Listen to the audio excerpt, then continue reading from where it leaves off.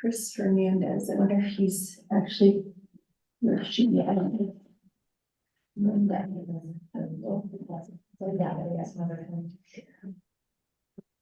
There's also a window in the background, you can just put. Yeah.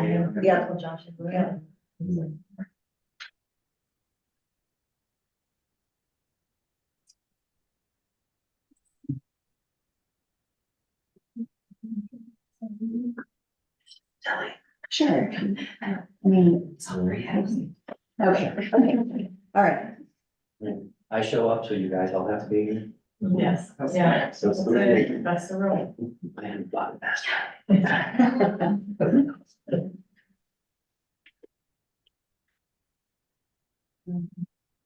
else do we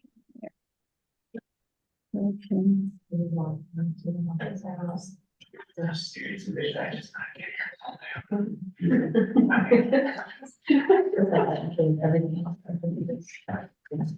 I think we can go ahead and get started. We do have a quorum. Okay, we're ready.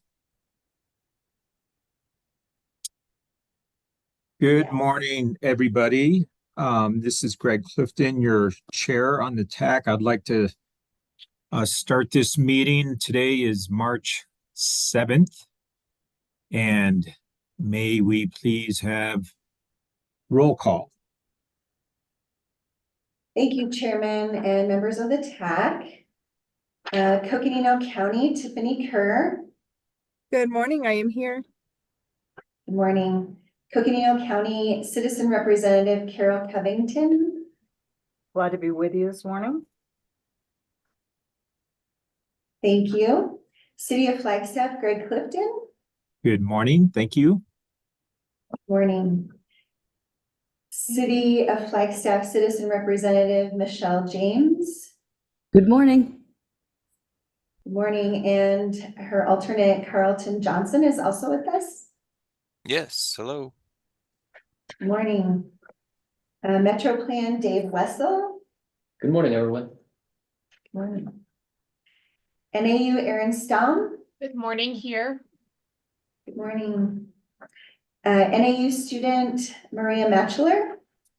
Good morning. Good morning.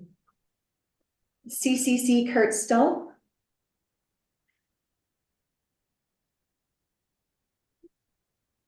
Kurt, are you on mute? Sorry about that. Good morning, Present. No problem. And I don't believe our economic development representative, citizen representative, Gail Jackson, will be with us. So she's excused. We do have a couple guests. Well, first, our attorney, Cameron Stanley, is with us. Cameron.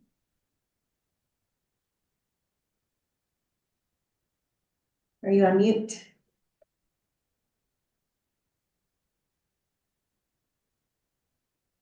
I saw her online, but anyway, maybe she stepped away for a second.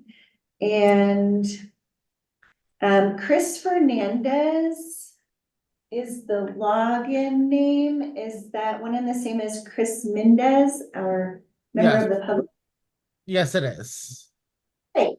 Okay, thank you for confirming that. And were you going to want to speak on an agenda item or to the call of the public, or are you just here to observe? No, I'm here to observe on behalf of USERV. Okay, great. Thank you. Welcome. And then Luke Taylor. Did you see him get on? Luke, are you with us from?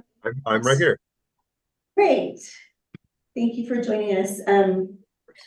Luke Taylor is our ADOT representative because we received 5311 funds. Is that correct? Okay. So thank you for being here.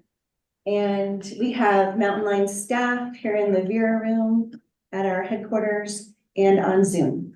Thank you. Thank you, Rhonda. Again, good morning. Welcome to everybody, all the TAC members, the staff, and our visitors and attorneys. Good to have you here virtually. And those of you who are present. I would hope that I'm present at the next meeting. We're deep into our budget here at the city, so I'm out at the Public Works facility as I was last time. Look forward to being there in person. But again, welcome to everybody. We have, and I always look forward to these, our safety minute, and I believe this goes to Sam Short. Thanks. Thank you, Mr. Chair and members of the Transit Advisory Committee. Per the National Safety Council, March is Ladder Safety Month. So whether working from a ladder, roof, or scaffolding, it's important to plan ahead, assess the risk, and use the right equipment. First, determine if working from a ladder is absolutely necessary, or if there's another way to do the task more safely. Last year, thousands of workers were injured from falling off a ladder at work. The following tips can help to prevent a fall while working from a ladder. First, discuss the task with your coworkers and determine what safety equipment is needed and if a ladder is truly needed. Scan your work area for potential hazards before starting the job.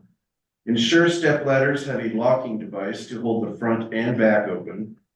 Always keep 2 hands and 1 foot or 2 feet and 1 hand on the ladder, or 3 points of contact. Place the ladder on a solid surface and never lean it against an unstable surface. A straight or extension ladder should be 1 foot away from the surface it rests on for every 4 feet of height and extends at least 3 feet over the top edge. Securely fasten straight and extension ladders to an upper support. Wear slip-resistant shoes and do not stand higher than the 3rd rung from the top. Do not lean or reach while you're on the ladder, and have another person support the bottom of the ladder while you're using it. Falls from a ladder can be a serious health risk. Please use the aforementioned tips to stay safe while using a ladder at work. Thank you and welcome to the March Transit Advisory Committee meeting. Hey, thanks, Sam. That's good stuff. I think I can add to your list, never wear flip-flops on a ladder. I guess that goes under the slip-resistant footwear. Yeah, very good and very helpful. Thank you so much. We're going to move on to anniversaries, and I think Jackie's going to help us with these because Heather is out. And I'm wondering, Jackie, if you don't mind talking a bit about where Heather is and what she's up to. Sure, I can do that now, or should I do it in current events? Does it matter? Whenever is good for you. We can go into anniversaries and then you can do that a little bit later. Thanks. I will talk to you guys a little bit later about where Heather is, because it's very exciting. But right now, I want to focus on a few of our milestone anniversaries and a retirement. So we have 2 of our 3 milestone anniversaries in the room with us here today, which I'm excited about. Our first one is Busy Collins, our strategic performance planner. Pardon me. And I'm going to read a few words that her supervisor, Josh Stone, wrote about her. So Busy Collins is celebrating her 5th anniversary with Mountain Line. Busy came to us from Colorado with a prior history of transit planning and oversight expertise. This deep bench of knowledge was valuable as Busy led the successful assessment of needs and completion of our community transit plan, Flagstaff in Motion. Busy then stepped into the role of strategic performance planner and has developed reliable reporting metrics to gauge health and stability in all areas of Mountain Line's operations, which you'll hear about today. Most recently, Busy led the collection of a multitude of resources for the comprehensive submittal of our triennial review to the Federal Transit Administration. And I'm going off script here to add my color to this, that this is a monumental task that we take on every 3 years, and Busy's leadership of it was phenomenal. She motivated and encouraged staff in a way that I think made us all want to get the project done. It's not fun. It's a lot of research. It's a lot of digging through old files. And I appreciate her leadership in that task. Okay, now I'm back on script.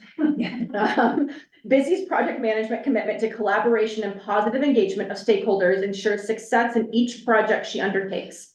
We are proud to have Busy's leadership skills at work here at Mountain Line and grateful for her daily contribution to our success. Congratulations, Busy.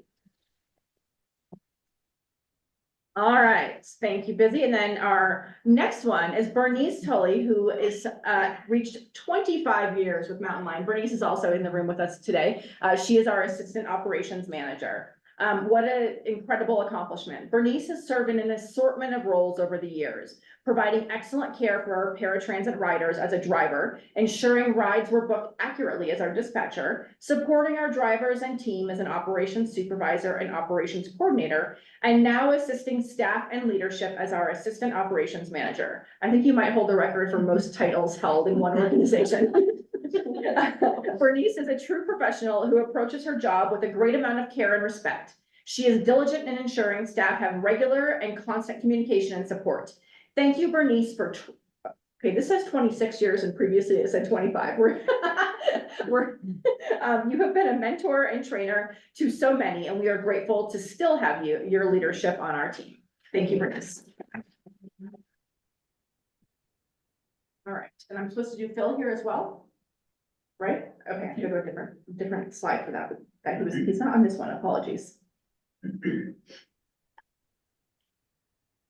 I might have to, oh, he's down here, I apologize. Okay. Phil Parrish, so he is celebrating 1 year with us here at Mountain Line. Phil is one of our part-time staff members while he works on completing a degree at the Indian Bible School. Phil is energetic and enthusiastic about his job, and we are glad to have him on the team. Thank you, Phil. Indeed, yay. All right, and then we do have one retirement. I feel like this has been a little bit of a theme with us. We announced Jim Wagner's retirement last month, and now we are announcing the retirement of Grace Charlie. Grace is retiring after 20 plus years driving for our paratransit program. Her total time here is actually more than that. She left for a short period, so we don't count her entire tenure in her anniversary, but she has been here for quite a long time.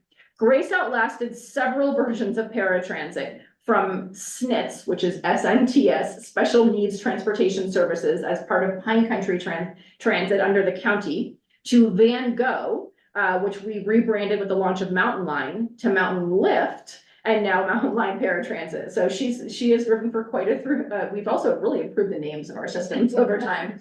Grace, soul of what we do, with riders and families regularly asking for Grace's van when booking their rides. Grace has been a true professional and offered our riders a tremendous amount of care, respect, and dignity with every ride provided.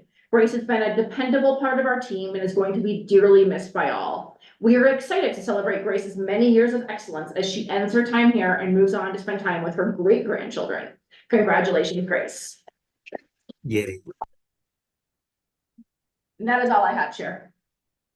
Thank you, Jackie. That's good stuff. I'll echo congratulations to Phil on your first year, to Busy on your 5th year, and Bernice, 25 years. That's remarkable. Grace, we wish you the very best in a well-deserved retirement. Very heartwarming. Thank you.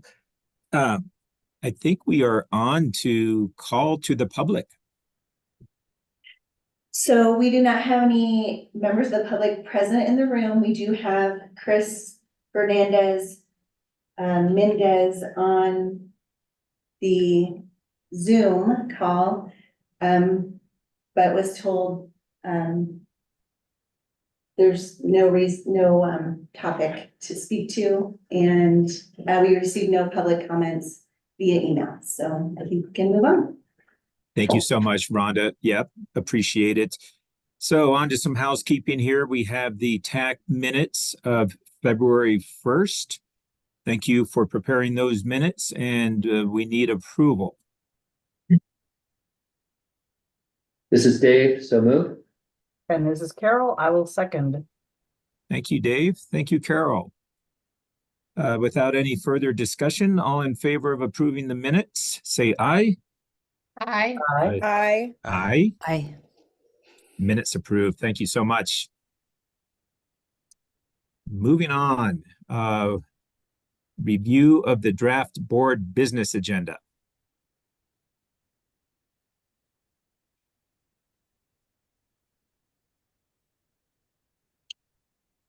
We have the consent agenda. Yes, please go ahead. Excuse me, for the consent agenda, there's no presentation. If you read the report and have any questions, you may ask those. Otherwise, we can. Thank you, Rhonda. not seeing any questions, at least on my end. So we're good with the consent agenda, yes?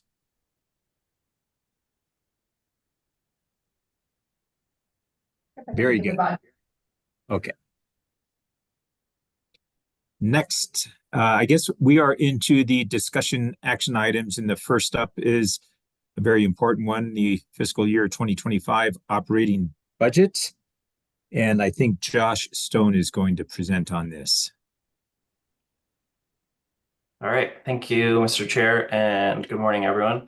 So this is, what is this? This is March, the second in the series of budget reviews for the fiscal year 2025 budget that we will seek approval of in June.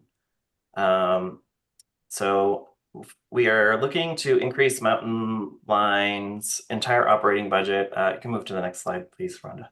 By $1.1 million over the fiscal year 2024 total, which is a 10% increase for the fiscal year 2025. As this 12, almost $13 million is the entire operating budget. The increase does include the workforce investment budget items presented in the February TAC and Board of Directors meetings. So of course, as a subset of the entire operating budget, the workforce expenditures consume the largest portion of all the spending. So if we remove that $8.5 million or so slice of the budget, we're left with what we're discussing today. Next slide, please. This chart is a comparison of the fiscal years 2024 and to 2025. So the blue you can see is the salaries and benefits workforce change previously covered. Today we're covering mostly the orange section, which is those categories that are seeing an increase. These are all sort of items that have been steadily increasing each of the last several years. These also tend to be categories that sometimes we can make a really good attempt at finding the best value in purchasing, but ultimately are often subject to market conditions that we don't have as much control over as we would prefer. Starting off with insurance, for example, which includes our vehicle and general liability insurance, is anticipated to be about a 21% increase. We do look each year and work with our broker to see what options are available to us to reduce costs. However, there are limited options, in the public agency insurance market, and those options kind of even further narrow down in the public transit space. So depending, on the city and transit agency, claims for those can run high for some transit agencies. We're fortunate that we don't really have a significant issue with claims, but those other operators do tend to dictate the premiums for the entire market. So moving down to fuel costs, I believe increasing fuel prices have largely leveled off. This particular budget increase is about 25%. It's more of a right sizing, I would say. The fiscal year 2024 budget was developed maybe a little too far in advance. So it didn't fully take into account fuel market increases that occurred more in last year. So we're kind of catching up the budget at this point. And then vehicle parts and supplies, moving down to parts and supplies. Parts and supplies are, of course, necessary to keep vehicles in a state of good repair so we can continue our service. Vehicle parts are an area of the economy that has seen particularly acute inflation, especially where there might be only one or two sources for specific bus component or a tire or, very specific things that we need for our vehicles. And then a small amount of this increase we can also attribute to the overall general age of our vehicle fleet, some more intensive maintenance needs as the mileage ticks up over time on the fleet. So this overall increase is about $145,000. The last major item contributing to our budget increase is facilities expenses at 40% increase over last year. We do contract out several of our facilities maintenance services. Our contracts include labor increases whenever there's a minimum wage increase. We have had some minimum wage increases the last couple of years, so those contracts have been adjusted accordingly. And then facility supplies are similar to vehicles, parts and supplies. Perhaps not quite as much inflation there, but just an overall increase of supplies. And then we also have included some allowance for proposed or implemented rate increases, I guess, for electricity and with APS and wastewater with the city of Flagstaff. So that is so the rest of the operating budget, which would be the gray section, outside of these couple of categories listed, is staying flat at about $1.7 million. So all of the increase is kind of compressed into that middle section there. Next slide, please. So service has been moving along this year. We have our 2 all electric buses on the road. These new buses have, traded the cost of electric charging instead of purchasing diesel fuel for them. So we're still assessing operating data as that's gathered throughout the year. I don't know, it might be a little premature to know what the long-term operating cost of one of these buses is, but we had budgeted $70,000 for electricity in 2024, and we're sticking to that in 2025. It doesn't seem to, I don't think we're gonna blow that out of the water. So we're gonna keep in that range. The Coconino County provides local operating support for van pool and taxi programs. The van pool is a contracted service that we receive federal support for as well. So we are not getting any, how should I phrase this?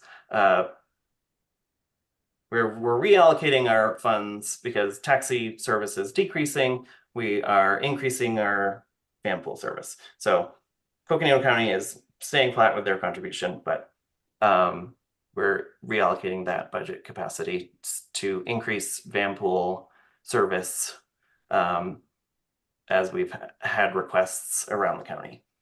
And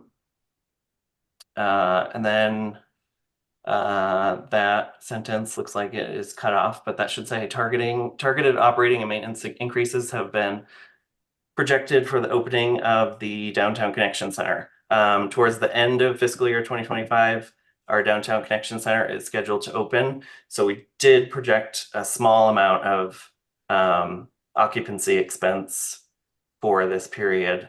I don't know how accurate that'll be for just a month at the very end of next year, but we'll see. That's been included in the facilities budgets. So, and then I just wanted to say that we mentioned this year that we've been implementing a new software tool for budgeting that's been useful to me, not very time consuming to implement, but to help sort of assess and forecast expenses and hopefully most accurately develop our ongoing trends and needs for our financial plan for the future. So hopefully our budget will be as accurate as possible for future needs. So that's what we have for you on day-to-day operating budget for fiscal year 2025, and I'd be happy to answer any questions you have about the budget. I know that was kind of brief, so.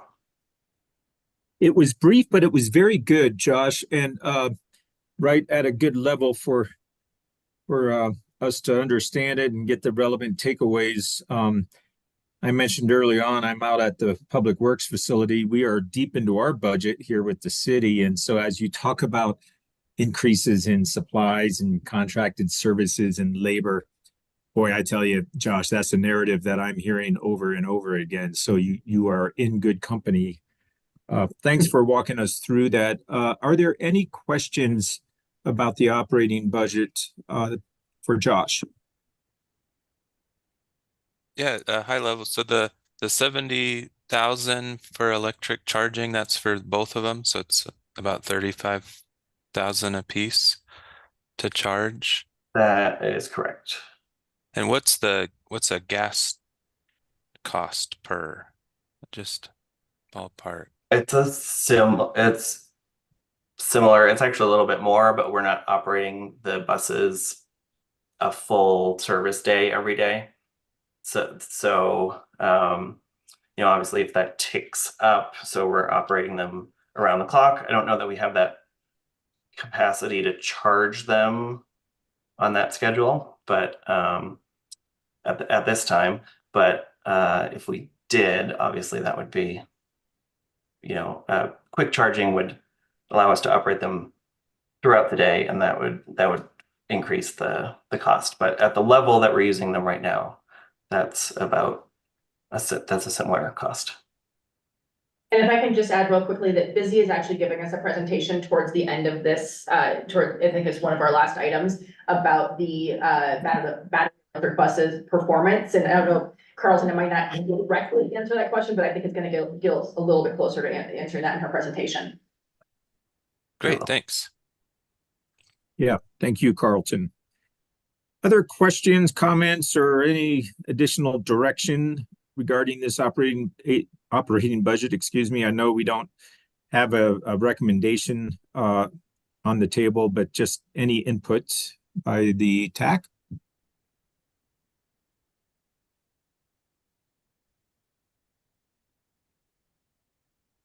I am not seeing any. Josh, again, thank you for walking us through that and really appreciate it. I guess we can move on then to the next item. And we're back to Sam talking about safety. This is the amended Mountain Line Safety Plan. Thank you, Mr. Chair and members of the Transit Advisory Committee.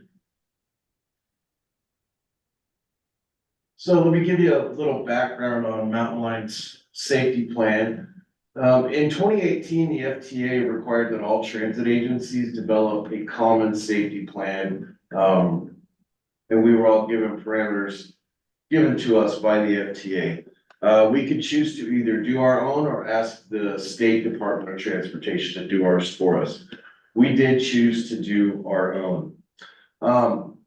In 2015, the Federal Transportation Administration and the Department of Transportation started hinting to all of the public transit agencies that this new safety plan requirement would be forthcoming and that we should all probably start to attend trainings on safety management systems and things of that nature to get prepared for the eventuality of the safety plan being a requirement. So the safety plan was to be drafted and board approved by July 21. So July 2021 was actually the third iteration or the third date that was given to us by FTA, and it had changed from July of 2020, and then it moved to December of 2020, and then finally to 2021. But Mountain Line, we had our safety plan adopted by the board in November of 2020. So some of the components of the safety plan, the Mountain Lion Safety Plan establishes who's responsible for the safety within the organization. And it also defines staff roles and responsibilities as it relates to safety. So one of the things that the plan stresses is that safety is a top-down priority for our company. And that it is the job of everyone from the general manager all the way to the person that was just hired off the street to work in a safe environment, report safety issues, and be involved in the general safety of our work environment. One example that the GM specifically has to do to maintain a safe environment is to make sure that we have the resources to make safety a priority and to make sure that safety is priority with all staff. The safety assurance section of the safety plan outlines how we evaluate our policies and procedures and gives us tools to evaluate risk. So for example, one of the attachments that goes with our safety plan is this risk assessment matrix. So if we take a certain risk and we assign it a probability factor, and then couple that with the hazard severity factor, wherever those two numbers meet will tell us what kind of time, money, and resources we need to spend on that specific risk. So this is an amended safety plan, and we're asking for the board to approve the amended safety plan. And the three things that we did amend or add to our safety plan is one more avenue of reporting safety conditions for employees, which was to add the safety and training at mountainlion.az.gov email. So that could be, the safety hazard can be reported through the email. The second is to add new policies or procedures specifically for battery electric buses, which Jeremiah McVicker is currently doing. And also to add training